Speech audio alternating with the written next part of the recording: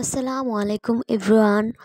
অনেক দিন পর তোমাদের মাঝে আরও একটা ব্লগ নিয়ে চলে এলাম। তো 10 রোজা হয়ে গেছে প্রায়, আজকে মনে হয় 11 রোজা, কিন্তু আমি প্রথম রোজার ইফতারের আজকে ব্লগ নিয়ে চলে এলাম। তো আমরা প্রথম রোজাতে এখানে মুড়ি বানানোর ভিডিওটা নিয়ে আসলাম। মুড়িটা বানাইতেছিল আমার জামাই। তো ওনার হাতের মুড়ি মাখা আবার অনেক বেশি মজা হয়, এই জন্য আমি সব সময় ওনাকে দিয়ে মুড়ি মাখাই।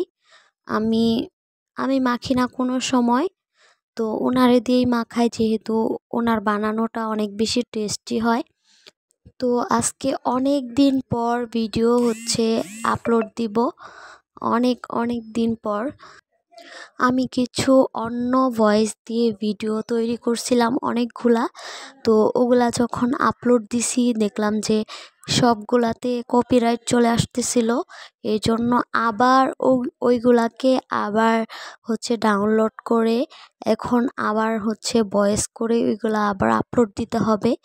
এর জন্য মানে ওইগুলার আপলোড দেওয়া হচ্ছিল না, আর এর জন্যই এতদিন আমি ভিডিও আপলোড দিই নাই।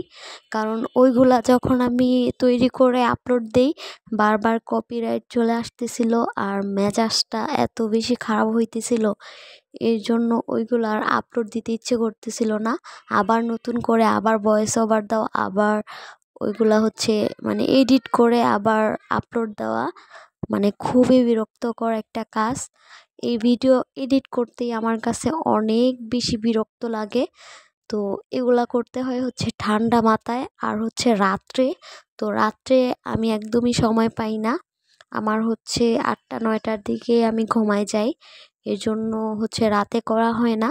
আর দিনে যখন করতে যাই রুবাইয়া রিহান অনেক বেশি ডিস্টার্ব করে, এর জন্য দিনেও করতে পারি না। এর জন্য ভিডিওগুলা আমার দিতে অনেক সময় দেওয়া হয় না, দিতে মানে এডিট করা হয় না, তো এর জন্য অনেক বেশি বিরক্ত লাগে। তো অনেক কথা বলতে বলতে এখানে মুড়ি মাখানো হয়ে গেছে। তো এখানে আমরা সবগুলা মুড়ি মাখাবো না, অল্প অল্প করে মেখে মেখে খাবো, কারণ সবগুলা একসাথে মাখালে তাড়াতাড়ি মুড়িটা পোতায় যায়। এই জন্য অল্প অল্প করে, এটা আমার জামাইয়ের বুদ্ধি, অল্প অল্প করে মেখে খেলে সত্যি একদম মুড়িটা আর কি নেতায় যায় না, অনেক বেশি ক্রিস্পি থাকে। তো এভাবেই আমরা মুড়ি মাখিয়ে খেলাম। আর তোমাদের রমজানগুলা কেমন কাটতেছে অবশ্যই সবাই কমেন্ট করে জানাবে। আমি ভোর রাতে কিছুই খাই নাই, একদম মানে সবগুলা রোজাতেই প্রায় কিছুই খাই নাই। মাঝে মধ্যে একটু পানি খাইছি, একদিন শুধু সেহেরি খাইছি, সেটার ভিডিও আমি আপলোড দিব। তো আমি সেহেরিতে কি কি খাইছিলাম তোমরা দেখে অবাক হইবা যে সেহেরিতে কেউ এগুলা খায়। তো ওই ভিডিওটা আমি আপলোড দিব, তো ওইটা এডিট করে আপলোড দিব।